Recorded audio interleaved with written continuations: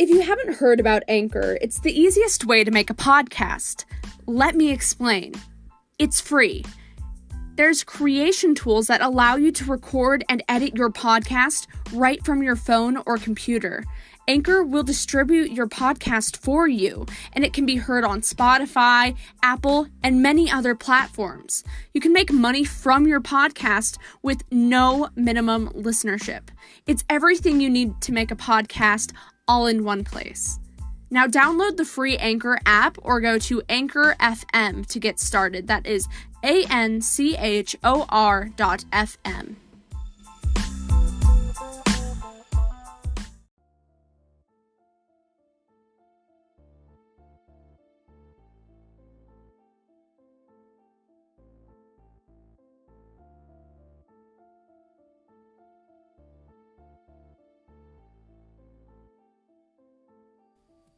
Our story starts, like many bad stories do, with a groggy college student who woke up on the wrong side of the bed. Nathan Leopold was in a bad mood. That evening, on November 10th, 1923, he had agreed to drive with his friend Richard Loeb from Chicago to the University of Michigan, a journey of 6 hours, to burglarize Loeb's former fraternity, Zeta Beta Tau. But they had managed to steal only $80 in loose change, a few watches, some penknives, and a typewriter. It had been a big effort for very little reward, and now, on the journey back to Chicago, Leopold was querulous and argumentative. He complained bitterly that their relationship was too one-sided. He'd always joined Loeb in his escapades, yet Loeb held him at arm's length. Eventually, Loeb managed to quiet Leopold's complaints with reassurances of his affection and loyalty. And as they continued to drive along the country roads in the direction of Chicago, Loeb started to talk about his idea to carry out the perfect crime. They had committed several burglaries together, and they had set fires on a couple of occasions, but none of their misdeeds had been reported in the newspapers. Loeb wanted to commit a crime that would set all of Chicago talking. What could be more sensational than kidnapping and murder of a child? If they demanded a ransom from the parents, so much the better. It would be a difficult and complex task to obtain the ransom without being caught. To kidnap a child would be an act of daring, and no one, Loeb proclaimed, would ever know who had accomplished it. This is the case of Leopold and Loeb. Welcome back to Crime and Cryptic, where we investigate criminals, cover-ups, and all things covert.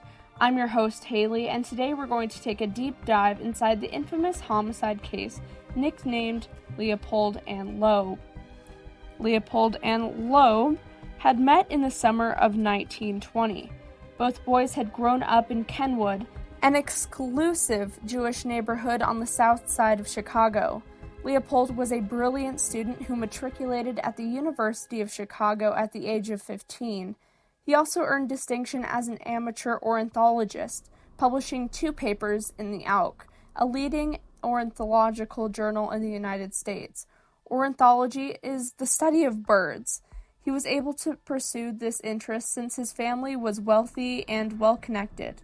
His father was an astute businessman who had inherited a shipping company and made a second fortune in aluminum can and paper box manufacturing in 1924. Now, in 1924, Leopold, age 19, was studying law at the University of Chicago. Everyone expected that his career would be one of distinction and honor. One thing was for sure, he would soon be infamous. Richard Loeb, 18, also came from a wealthy family. His father, the vice president of Sears, Roebuck & Company, processed an estimated fortune of $10 million. The third son in a family of 4 boys, Loeb had distinguished himself early, graduating from University High School at the age of 14 and matriculating later in the same year at the University of Chicago. His experience as a student of the university, however, was not a happy one. Loeb's classmates were several years older, and he earned only mediocre grades. At the end of his sophomore year, he transferred to the University of Michigan, where he remained a lackluster student who spent more time playing cards and reading dime novels than sitting in the classroom. He became an alcoholic during his years at Ann Arbor. Nevertheless, he managed to graduate from Michigan, and in 1924 he was back in Chicago, taking graduate courses in that university.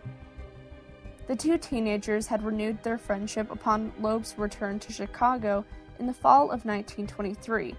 They seemed to have little in common, yet they soon became inseparable.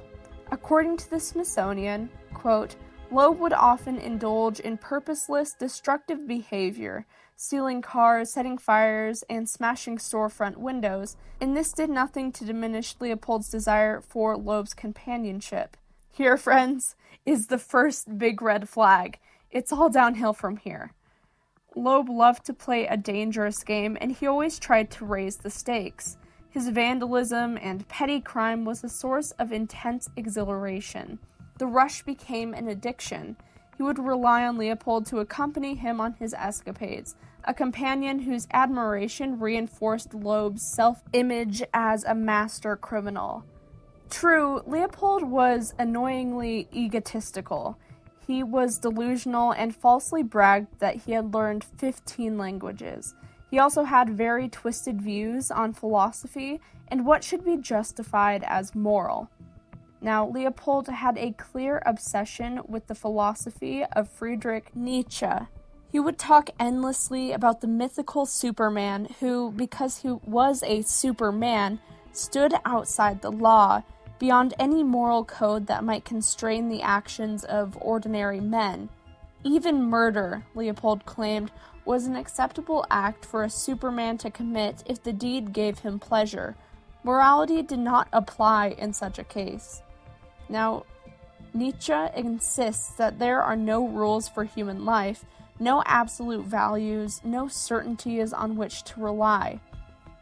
If the truth can be achieved at all, it can come only from the individual who purposefully disregards everything that is traditionally taken to be important. Such a superhuman person can supposedly live a truly authentic and successful human life. Loeb believed he could become that Superman, and he was convinced that seeking the thrill of violent crime would allow him to live like this supposed Superman. On May 21, 1924, Loeb and Leopold put their plan into action, collecting a rental car, obscuring its plates, and then driving to the neighborhood of Kenwood in search for a convenient victim. They settled on a 14-year-old Bobby Franks, a cousin of Loeb's. Lured into the car, Franks was hit over the head repeatedly with a chisel by Loeb and gagged before being hidden under blankets in the back seat of the car. After depositing Frank's body in a culvert at nearby Wolf Lake, they mailed a ransom note to the boy's father, Jacob. Murder was a necessary element in their plan to commit the perfect crime. The two teenagers spent months discussing and refining a plan that included kidnapping the child of wealthy parents, demanding a ransom, and collecting the ransom after it was thrown off a moving train as it passed a designated point. Neither Loeb nor Leopold relished the idea of murdering their kidnap victim, but they thought it was critical to minimizing their likelihood of being identified as the kidnappers. Their victim turned out to be an acquaintance of the two boys and, of course, the cousin, Bobby Franks. Now, Franks was simply in the wrong place at the wrong time. On May 21st, of course, 1924, at about 5 o'clock in the afternoon, Bobby Franks was walking home from school when a green Willys Knight automobile pulled up near him. Now, Loeb asked Franks to come over to the car, asked him to get in the car to discuss a tennis racket, then killed him with a chisel as the two drove off. Most evidence suggests that Loeb, sitting in the rear seat behind Franks, killed the boy with several blows to the head. But there is some dispute about this. Leopold and Loeb drove their rented car to a marshland near the Indiana line, where they stripped him naked, poured hydrochloric acid all over his body to make identification more difficult, then they stuffed the body in a concrete drainage culvert. The boys returned to the Loeb home where they burned Frank's clothing in a basement fire. That evening, Mrs. Franks received a phone call from Leopold, who identified himself as George Johnson. Leopold told Franks that her boy had been kidnapped but was unharmed, and that she should expect a ransom note soon. The next morning, the Franks family received a special delivery letter asking that they immediately secure $10,000 in old, unmarked bills and telling them to expect further instructions that afternoon. Leopold, George Johnson, called Jacob Franks, Bobby's father, shortly before 3 o'clock to tell him that a taxi cab was about to arrive at his home and that he should take it to a specified drugstore in South Chicago. Franks, however, would not get into the yellow cab that pulled up in front of his home. He had just received another call, this one from the police, spoiling hope that the perfect crime would be executed. The body of Bobby Franks had been identified. A laborer happened to see a flash of what turned out to be a foot through the shrubbery surrounding the open culvert where the body had been placed.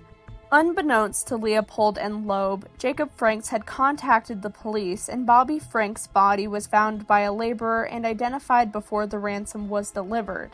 A distinct pair of eyeglasses were also discovered near the body and traced to Leopold. The two young men were interrogated by police and eventually confessed to the murder, although Loeb claimed that Leopold had struck the fatal blow on Franks, while Leopold insisted that the opposite was true.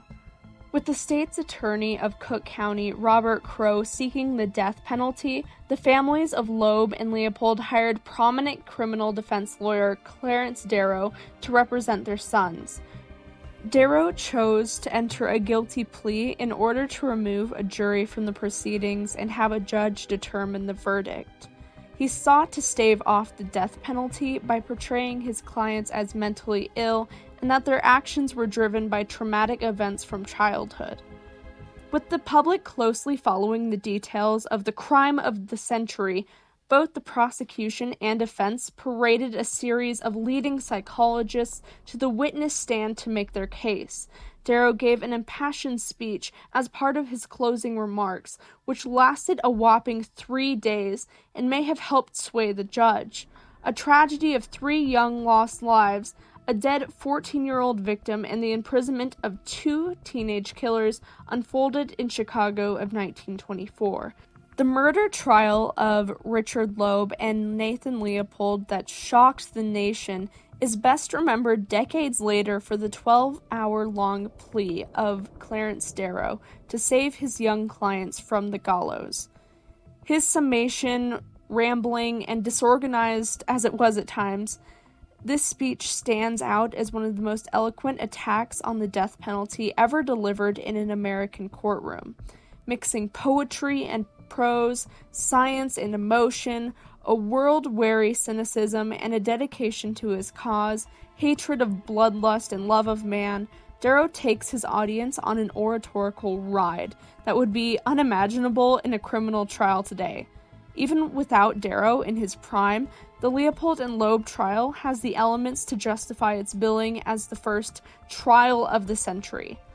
It is not surprising that the public responded to a trial that involved the kidnapping and murder of a young boy from one of Chicago's most prominent families, a bizarre relationship between 2 promising scholars turned murderers, and what the prosecutor called an act of providence, leading to the apprehension of the teenage defendants, dueling psychiatrists, and an experienced and sharp-tongued state attorney bent on hanging the confessed killers in spite of their relative youth.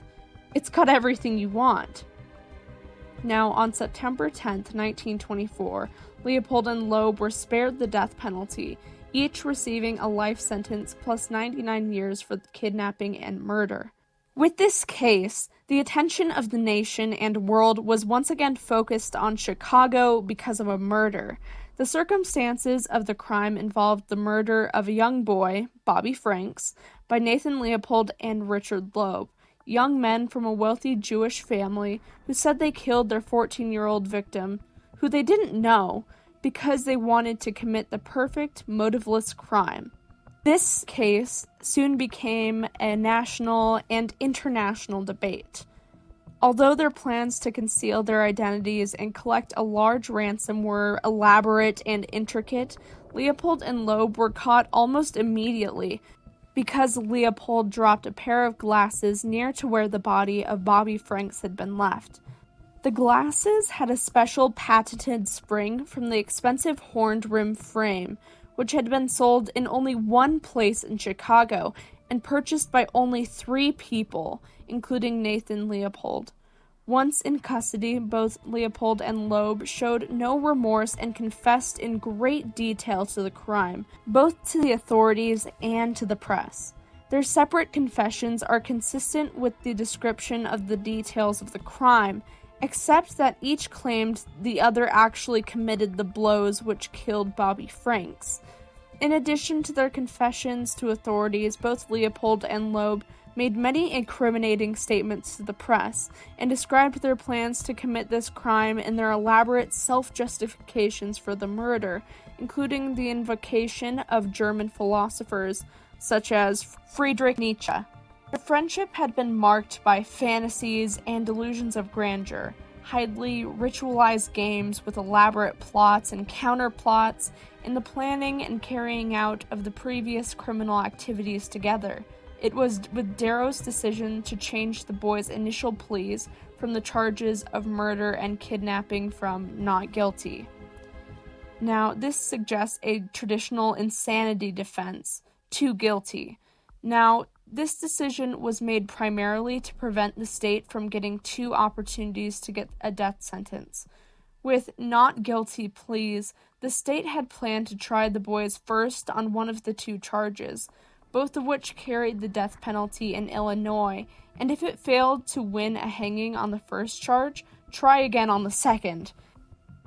The guilty plea also meant that the sentencing decision would be made by a judge, not by the jury. Darrow's decision to plead with the boys guilty undoubtedly was based in part on his belief that Judge John R. Calvary was a kindly and discerning man. With the public seemingly unanimous in calling for death, Darrow did not want to face a jury. In his summation, Darrow noted, "Where responsibility is divided by 12, it is easy to say, 'Away with him.' But, Your Honor, if these boys are to hang, you must do it. It must be by your cool, premeditated act, without a chance to shift responsibly." The defense hoped to build its case against death around the testimony of 4 psychiatrists, called alienists at the time. The best psychiatric talent 1924 had to offer was sought out by both sides to examine the defendants. Even Sigmund Freud was asked to come to Chicago for the trial, but his poor health at the time prevented the visit. The prosecution argued that the psychiatric testimony was only admissible if the defendants claimed insanity. In the most critical ruling of the trial, Judge Calvary decided against the state's objection and allowed the psychiatric evidence to be introduced. The trial, technically a hearing rather than a trial because of the entry of the guilty pleas of Leopold and Loeb, lasted just over 1 month.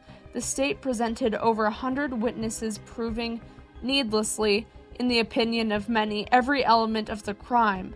The defense presented extensive psychiatric evidence describing the defendant's emotional immaturity, obsessions with crime, philosophy, alcohol abuse, glandular abnormalities, and sexual longings and insecurities.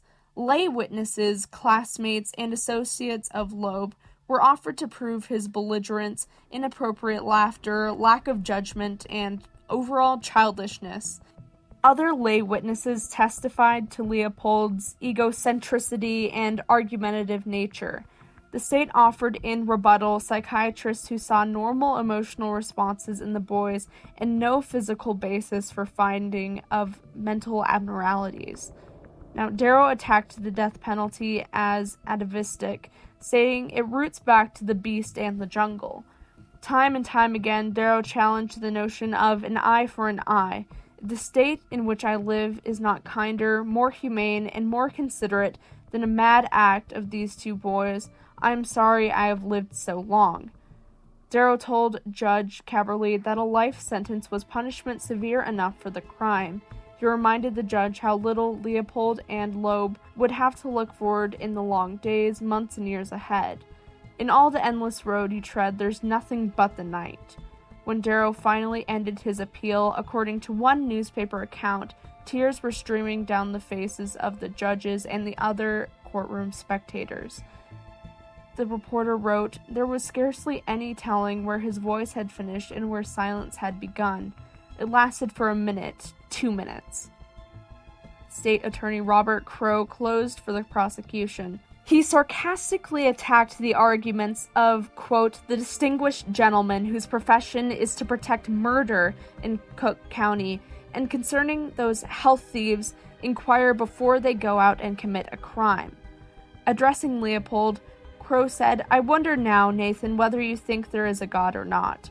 I wonder whether you think it is by pure accident that this disciple of philosophy dropped his glasses, or whether it was an act of divine providence to visit upon your miserable carcasses the wrath of God." Now Leopold much later said he wondered the same thing. He heaped ridicule on Darrow's attempt to blame this crime on anyone and anything but the defendants. "My God, if one of them had a hair clip, I suppose Darrow would want me to apologize for having them indicated." Crowe called the defense psychiatrists the three wise men from the East and accused one of them of being his second childhood and prostituting his profession. He reserved his strongest language for the two defendants, snakes, atheists, perverts, spoiled smart alecks, and mad dogs. For Crowe, this was a premeditated crime committed by two remorseless defendants, and the appropriate punishment was obvious. The real defense in this case, according to Crowe, was Clarence Darrow and his peculiar philosophy of life. It ought not to be a defense, suggested Crowe, who closed by asking Judge Caverly to execute justice and righteousness in the land. 2 weeks later, Caverly announced his decision. He called the murder a crime of singular atrocity. Caverly said that his judgment cannot be affected by the causes of crime and that it was beyond the province of this court to predicate ultimate responsibility for human acts.